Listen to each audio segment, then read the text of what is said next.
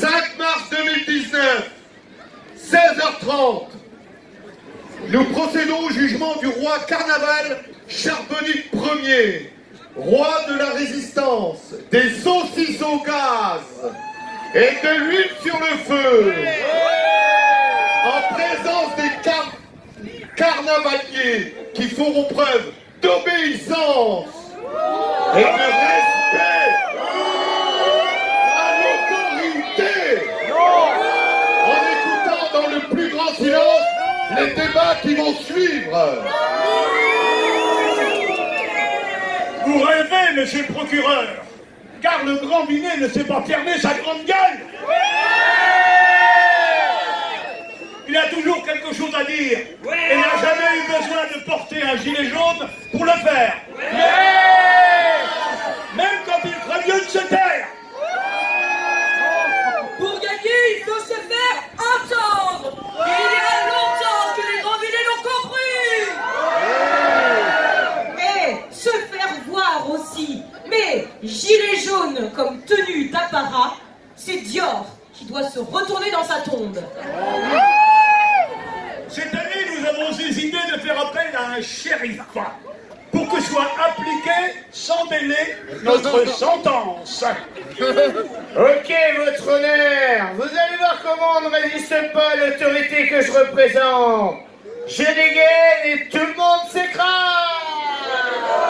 Mais c'est pas juste ça. Non mais oh non. Maître, je suis surpris de vous trouver encore là. Votre ténacité vous honore, mais votre client ne vaut pas plus cher que ses prédécesseurs.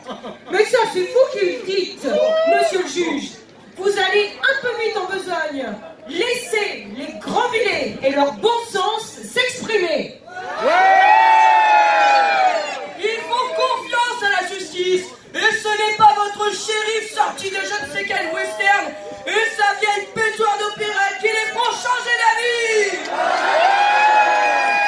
Mais ce ne sont pas les pistolets de surcoupe, j'espère, parce que sinon je vais lui faire passer l'envie de s'en servir. Je rends hommage à votre optimisme ou à votre manque de lucidité. En route vers la 145e exécution. D'ailleurs, voyez-vous, tout est prêt déjà. Monsieur le procureur, veuillez procéder à la lecture des chefs d'accusation.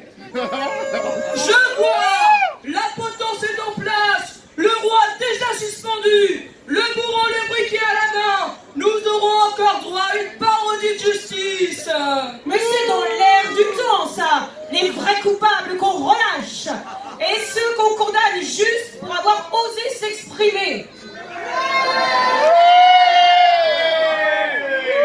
Sa Majesté Charbonnic Ier se pose en défenseur écolo. Plus de saucisses grillées au feu de bois sur le marché pour préserver la qualité de l'air respiré par les passants. Grâce à qui? Grâce à qui?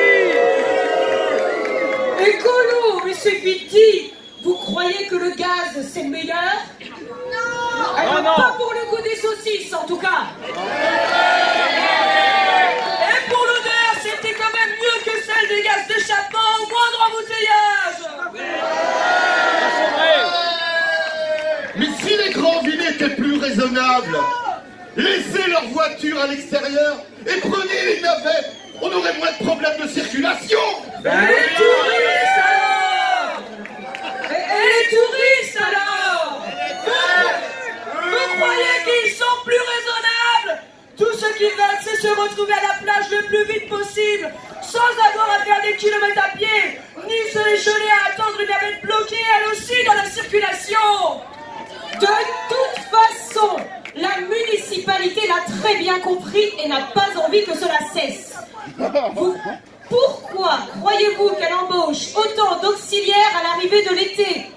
Moins il y a de places de stationnement, plus on peut mettre de PV. CQFD.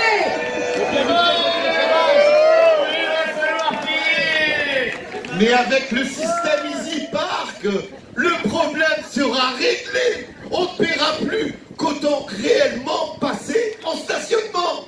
Mais il est où le problème? ça fonctionne. Il faut avoir un smartphone et savoir s'en servir. On a le temps de piéger plus d'un petit lieu avec ça.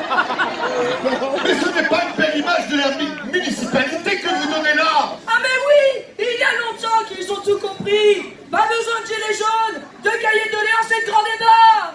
Il a suffi de poser une question. Comment voyez-vous Grandville en 2030? Mais c'est bien ça. On fait participer la population à l'avenir de la cité. 2030? Mais depuis combien d'années il est dans cet état, notre centre-ville, sans qu'on n'y fasse rien? Ou alors, au train où vont les choses, ce sera plutôt en 2060 ou en 2080. Il y en a combien de ceux qui se creusent les méninges depuis des mois, qui seront encore là pour voir le résultat? De toute façon, la municipalité aura changé. Les intérêts, les ambitions aussi. De la poudre aux yeux, tout ça. Juste de faire croire aux Grandvillais qu'ils peuvent servir à quelque chose. Alors que tout ce qu'on leur demande, c'est de se taire et payer. Mais on ne peut pas gérer une ville s'il ne rentre pas d'argent dans les caisses. Mais si on payait moins d'études qui ne servent à rien. Mais non, une étude c'est un outil différent, libre de tout jugement, totalement impartial, même pour appréhender un problème et chercher les solutions. Ah bah ça c'est sûr, regardez Saint-Paul. Toutes les solutions que les études ont proposées et que les Grandvillais auraient pu trouver eux-mêmes sans que ça coûte un centime. Maintenant on la retrouve sur internet, offerte à un prix dérisoire, alors qu'on n'a même plus le droit de stationner ni de se promener à côté, tellement la ville la trouve dangereux. C'est sur un couillon, oui. Et puis franchement, elle pourrait remplacer les toilettes municipales fermées pendant le carnaval, hein. C'est dégueulasse. C'est long vos bavardages et de robe noire. Monsieur Jules, vous ne pourriez pas faire preuve d'un peu d'autorité et accélérer les choses? Un peu de patience, shérif. Il a le droit de se défendre. C'est ça, la démocratie. Que de temps perdu. C'est vous qui déciderez de toute façon. Alors pourquoi traîner plus longtemps? Nous ne sommes pas là pour faire de la figuration. Il n'y a pas que les études qui coûtent. Il y a aussi les erreurs de jugement, les projets mal ficelés qui laissent la porte ouverte à tous les recours. Ça, c'est plutôt l'esprit Grandvillais, jamais content. Sans parler de certains requins toujours à l'affût de la moindre proie pour s'en mettre plein les poches. Ça c'est vrai. Ça c'est vrai. Et que dire alors de toutes ces associations qui refusent la moindre initiative et paralysent l'évolution de la ville? Vous voulez parler d'aménagement du port, peut-être? Mais Grandville, c'est avant tout la mer. Quand on voit un reportage sur Grandville, ben on voit le port, Chausée, la pêche à pied, la coquille et le bulot, pas le casino. Alors,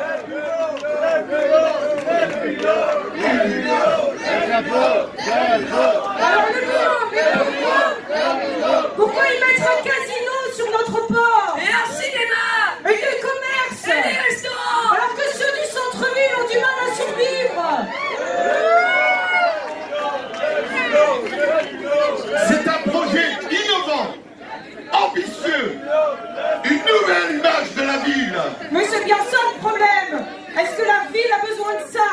Qu'est-ce que ça lui apportera de concentrer sur un espace aussi réduit les atouts des autres quartiers? Le casino près de la plage et des gestiments, ça paraît logique. Et si les plaisanciers ont envie d'aller y dépenser leurs sous, 300 mètres à pied, ça va pas les épuiser. Le département va un payer. casino au milieu des pêcheurs.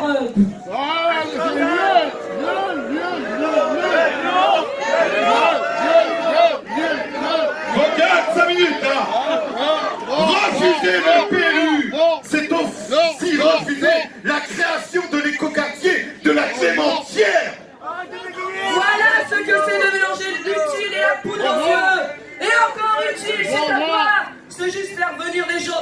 le chiffre de la population et augmenter les dotations de l'État. Mais pourquoi faire venir des jeunes s'il n'y a pas de travail pour eux et les parquer si loin? C'est en centre-ville qu'on a besoin de jeunesse, mais pour ça, il faudrait que les maîtres de l'immobilier arrêtent de faire gonfler leurs prix.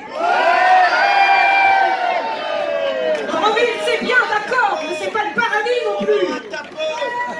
Laissez la municipalité mener à bien ses projets et ça ira mieux. Mais on en voit déjà le résultat, la population diminue. On vous l'avait dit. Plus d'hôpital, Plus de maternité, plus de SMUR, de moins en moins de médecins, de moins de travail. et puis des vieux qui ne rajeunissent pas. C'est pas la recette idéale pour faire vivre une ville. Sans argent, on n'avance pas. Oui, mais on a le bulot et son nouvel année.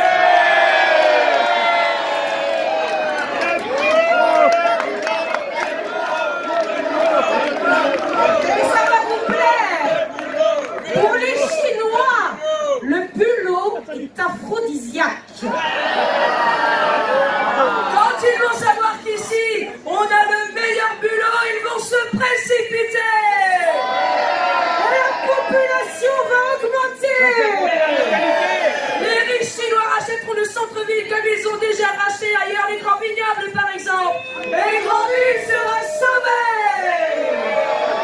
Et pour venir, ils prendront le Paris Grandville. Bien sûr, maintenant qu'il y a un bon train laveur, il n'y a plus de problème. On pourra même aménager l'ancienne voie de chemin de fer pour les amener directement au port. Que d'illusions vous faites, hein? Ça c'est pas sympa monsieur le juge, mais on ne vous a pas encore tout dit. Mais qu'est-ce que vous allez encore inventer? Plus exactement, on a le sentiment qu'on ne nous dit pas tout. Les entreprises ont fermé ou déménagé. Les services publics sont partis. Les services de santé se sont tellement éloignés qu'on ne se sent plus en sécurité. On gaspille des quantités d'argent public en études inutiles, En recours en frais de justice, de juristes et d'avocats. en dommages et intérêts. Et on laisse la mairie de l'Éternel bouffer les logis du roi. On paye pour stériliser les goélands, alors qu'on rechigne à payer pour détruire les frelons asiatiques. Où est la logique dans tout ça?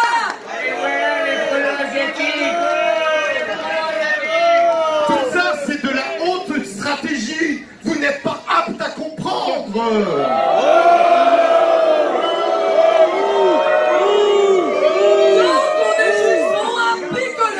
À faire la fête et surtout à fermer notre gueule. C'est pas mal non plus et c'est vrai qu'on est gâtés pour ça. Les sorties de bain, Jazambé, festival des voiles du travail. des coquillages et surtout notre carnaval mondialement reconnu.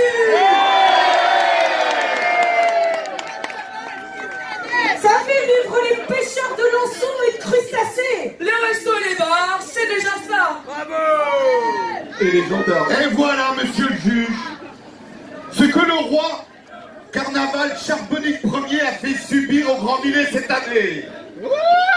Il ne vaut pas plus cher que les autres.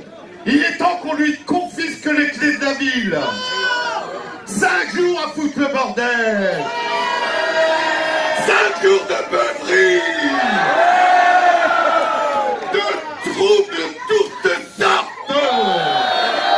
Et des perturbations indignes de notre bonne ville. Mais monsieur le procureur, Charbonnic Ier, c'est le roi du bon sens et de l'espoir qui revient. La ville revit, les commerces pavoisent et les bistrots font le plein. Vive Carnaval! Vive Bon, ça y est, vous avez fini vos parlottes. Heureusement que c'est plus expéditif chez nous. Attendu que Charbonnic Ier s'est vautré pendant 5 jours dans la picole et la débauche. C'est vous qui le dites, monsieur le juge. Moi, j'ai vu des rires, de la musique, de la bonne humeur. Ça fait du bien. Attendu qu'il n'a cessé de critiquer, d'ironiser, de se moquer méchamment de tout ce qu'il y a de bien dans cette ville. Ouh, à mort! À mort! À mort!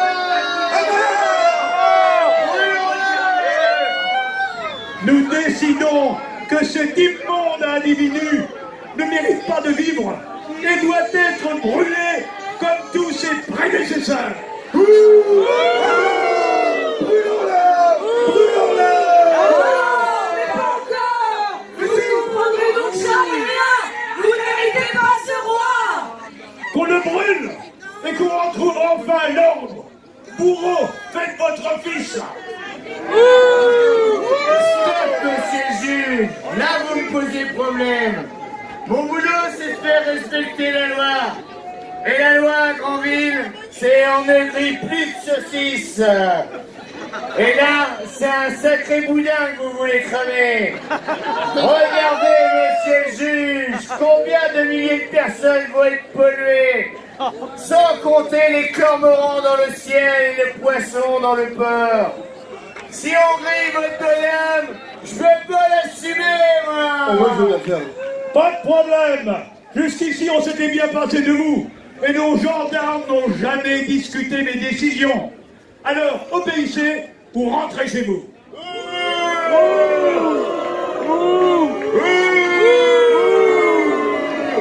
Bon, ça va, je vais y aller. Bougez pas, je prends une torche à confetti, parce que c'est le carnaval.